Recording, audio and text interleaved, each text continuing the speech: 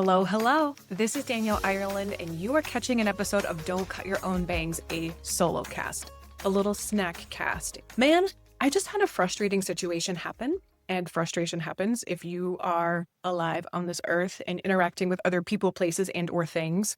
So nouns. If you're interacting with this world, you are going to feel this emotion. You're going to have this experience, frustration. And so I thought, let me hop on. Let me channel this energy into something productive because it always makes me feel better about it. And we're going to process in real time. So let's talk about frustration, talk about what frustration is telling you, what you can do about it, how you can process or explore it through a conversation or a journal, using emotions and interpreting them like information because they are. Our emotions are our internal compass, our internal guidance system. And the way we emotionally respond to life is information it's like a roadmap guiding us through the next right step. So together, we're going to talk about what frustration is, what you can do about it, what it could be telling you. I'll share a little bit about what my frustration was recently. And I have another example too that's a little less fresh, but I think we can get conceptual, but then we also need to see it in context to really understand it. Frustration is always telling you something. It is always telling you something. It's never standing alone. You're never just frustrated. There is always, I am frustrated because I'm frustrated and feeling blank. It's always informing something every single time. Oftentimes, especially if we're talking about relationships, frustration is generally connected with either the other person, this other person didn't meet a need that they did or didn't know you had. And that's freaking frustrating. But either way, the frustration still stands. So it can either be informing something about relationships, someone canceling plans, someone changing plans last minute, someone no-showing, someone ghosting you and not talking to you, or somebody maybe making jokes that you don't find particularly funny, using sarcasm as a way to avoid having a real conversation. These are the examples that are fresher in my mind, but you can expand upon it in your own. Then there's also within frustration, there's the external interpretation, and then there's also an internal one, which is I am not doing something necessary for me. I'm not speaking a truth out loud that needs to be said. I am not either making time or space for myself in a way that's good for me. Sometimes frustration can come from the emotion. For me, for example, I was just talking to my husband the other day about the last family trip we took. I experienced a lot of frustration on that trip. And what I know now more than I did then, again, frustration right before growth, right before expansion, right before clarity, even though logically and cognitively, I knew that this is a family trip, not a vacation. You may or may not get downtime for yourself, but you do have help and resources. So take the time where you can. Your kids are going to be okay. Everyone is going to have their own experience. It's not your job to make sure everybody is happy, fulfilled, and it's not your job to make sure that nobody feels any discomfort. But every 15 minutes, I was up checking on the kids. I felt like I was the ticker time monitor of, okay, it's 30 minutes before snack. It's 45 minutes before nap. And so my mind could never turn off. And I never felt rested. I didn't believe that there was a way that I could make time or space for myself. And I'll be honest, I didn't go into the trip thinking to myself that it is your job to make sure everyone is happy, comfortable, and settled. But what I felt on the trip was this frustration, irritation. I was irritated at everyone. I was exhausted. I felt trapped. So I used the method that I'm going to talk about here to try to get a better look at what my frustration was informing, which has really empowered me for weekends with the family, or it's made that I have had much better experiences since this particularly frustrating family trip because of what I now know through processing the frustration. I want to share this one with you. So I'm feeling frustrated about blank, not getting time for myself, not being able to feel like I can step away, feeling like I have to be responsible all the time. I feel trapped. So the first thing is I'm frustrated about, and then you specify the element that is frustrating. Then identify the emotion. I feel trapped. So when I sit with that and I get curious about the emotion of feeling trapped, well, where is that coming from? So this is another statement that I want to offer you, that saying this aloud when the frustration, as you're funneling through the process of understanding your frustration and what it could be informing for you, the thing that I like to say to myself in a journal or out loud is some version of this: make it your own. Knowing that I can never change other people and that I am the one who is responsible for me. I can, I want, I need, I will. And I use those sentence stems. But in some version of this process, after letting myself name the frustration exactly in the way I feel it, I'm frustrated at so-and-so for never seeming to pick up the pace when knowing what needs to happen with the kid's schedule. I'll be as specific as I need to be. I'll vent, complain, say it exactly how I feel it. And then ask another layer, right? So that's the Bob, and then the lure. I feel trapped. Because if I really look at the truth of that, I'm not trapped. I'm at a family trip at a resort. In many cases, if I really sit with that and open and access curiosity, there were many times where people were asking me, what do you need? Do you want to go do blank? Do you want to go do blank? And I was so caught up in my own narrative at the time that I felt trapped and I felt like I couldn't say yes. And so who's responsible for that? Me. I can hold the discomfort of accepting help. I want to have 30 minutes to read a book uninterrupted. I want to go for a walk by myself on the beach. I need to exercise the practice of identifying my needs before jumping in and rescuing, and I'm using air quotes here when I say rescuing everybody from feeling any discomfort, because that's not my job. And I will be a better steward for myself in these moments.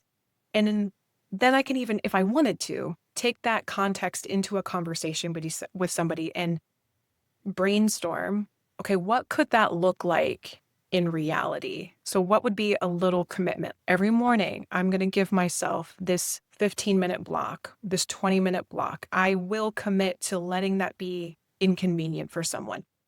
The point is that your frustration is valid. Your frustration is real. It is being experienced by you.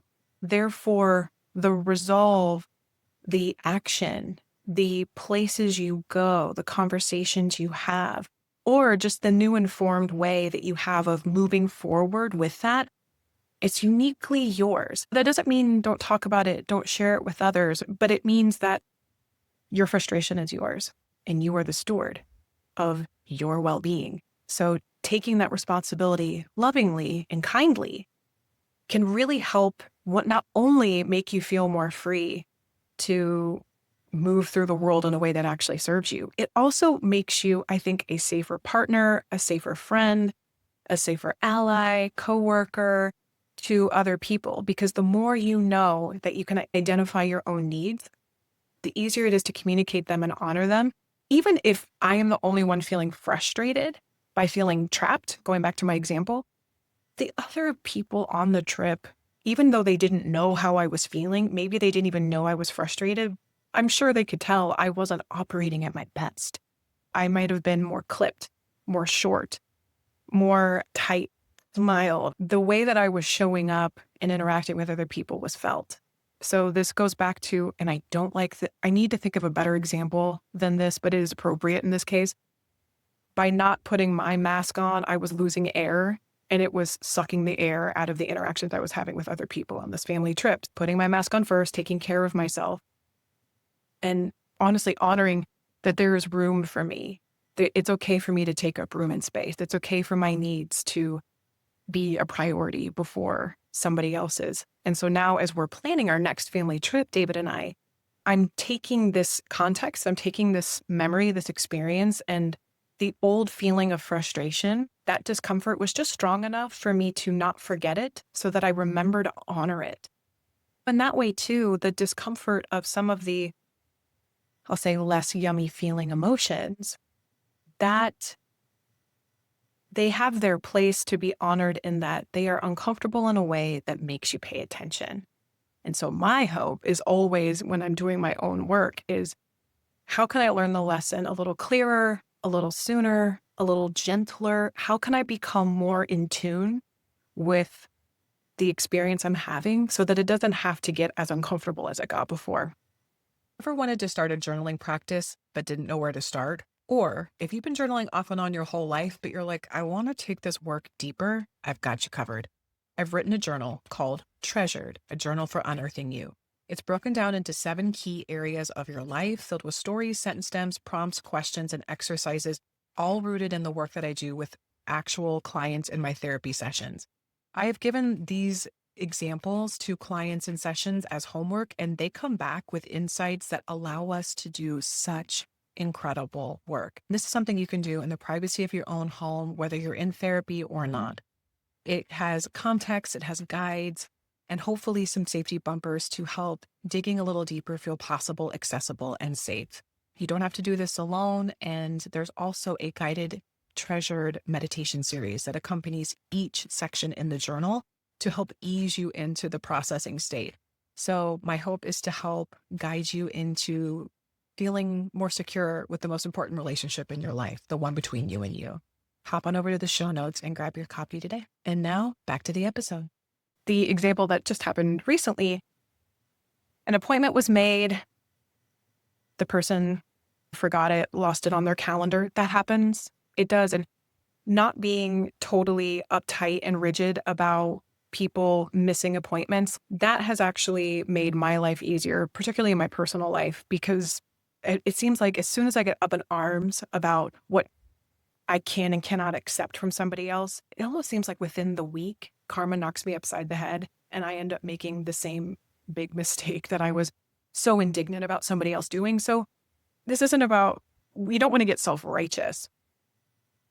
And in this particular case, a couple weeks later, it gets rescheduled and the same thing happened again. And so what this is informing for me is a few different things. And this is in real time because this is actually pretty fresh.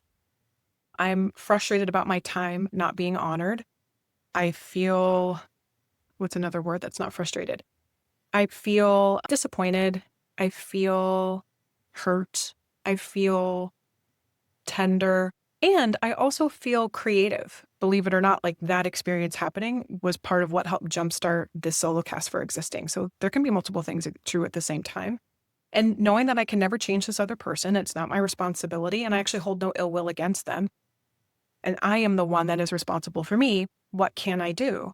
I can choose or not choose to re-engage with them in the capacity that we were intending to work together.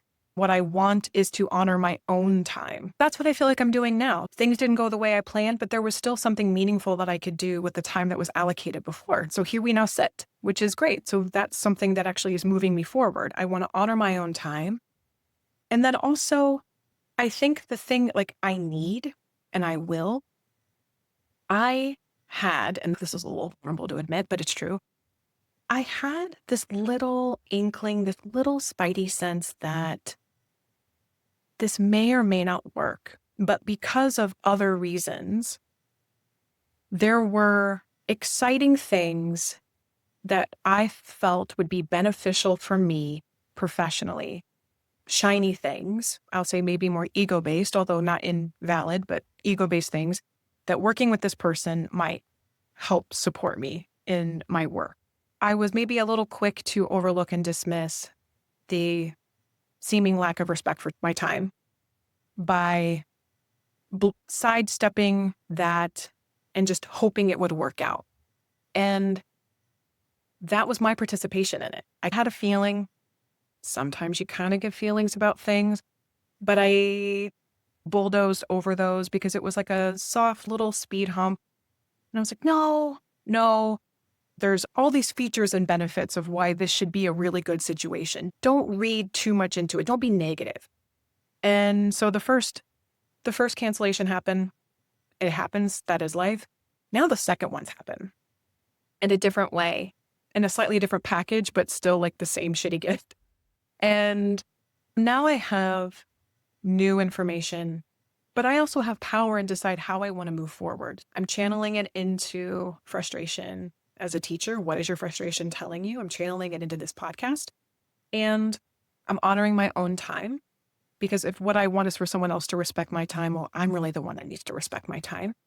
And this can also help me become an even clearer communicator when I'm scheduling with someone, helping with reminders, double checking.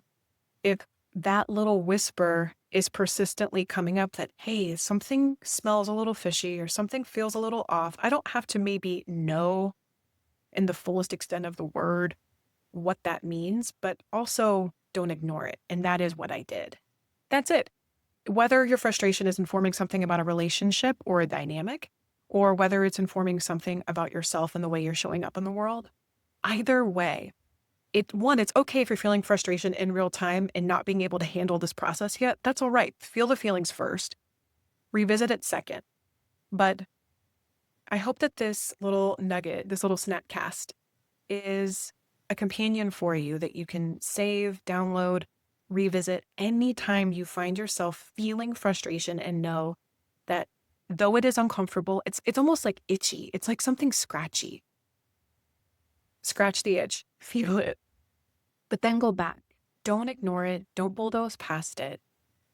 Revisit it and ask it, what is it wanting you to know? So I'm feeling frustrated about not getting any time to myself on a family trip. I feel trapped. Knowing that I can never change other people, it is not my job, not my responsibility, and it is impossible.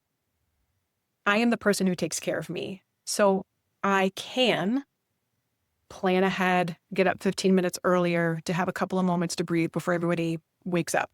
I want to have a little bit of breathing room once or twice a day, usually probably before a meal and after a meal. I need to commit to this and hold this at the forefront of my mind so that it isn't forgotten, because I'm going to be the only one that can make that happen for myself. And I will bring this new understanding to my husband or to whomever I'm traveling with to hold myself accountable, because I've said the thing out loud. I can, I want, I need, I will. And then the little quote that I left at the end of this was more of a personal note for me, but I'll share it with you just because we're here doing this together. There is room enough for me. There is room enough for me. There is enough for me. There's enough space for me. There is enough time for me. My stress and anxiety are almost always rooted in either not being enough, not having enough, not doing enough. And so this is a new practice, a new mantra that I'm saying for myself to help soothe that tender little one inside who needs to know that she's enough, her feelings matter, they're allowed to take up space, and she's got this. There's room enough for me. So I will leave you with that. Thank you so much for joining me in this little snackcast, solo cast of Don't Cut Your Own Bangs. As always, it is a pleasure to sit and spend time here with you. And in case you're new here too, because there are new visitors all the time, I work by day as a therapist, and then by other parts of the day, because let me be honest, I don't work at night, but by other parts of the day, I have this podcast, which is one of my absolute favorite communities, places to process and to share insight I learned from my therapy practice with you in real time. So that's what the solo cast are here for. But I hope you catch me next time on an interview. I interview creatives, professionals, adventurers, people who are doing beautiful and amazing things in the world, because what I want to know is between the highlights, between the highlight reels on social media, between the big successes and milestones, what happened when things didn't work out? What did you do when you faced out? What happened when you maybe failed 10 times before you got your first success? What did it look like when it was hard? And how can we all learn from that? Because that is what I'm struggling. What helps me is not just having a North Star of what's possible, but also a path to get there. And I think that hearing other people's stories is what helps me feel like I can survive. Thank you for being here. Your time and attention mean the world to me. And before you hop off, please remember to rate, review, and subscribe to the podcast. It really helps the podcast grow. It helps other people find us. It also helps me get better. So if you leave a comment, question, feedback, this is a community and a conversation. Let's keep it going. I hope you continue to have a wonderful day.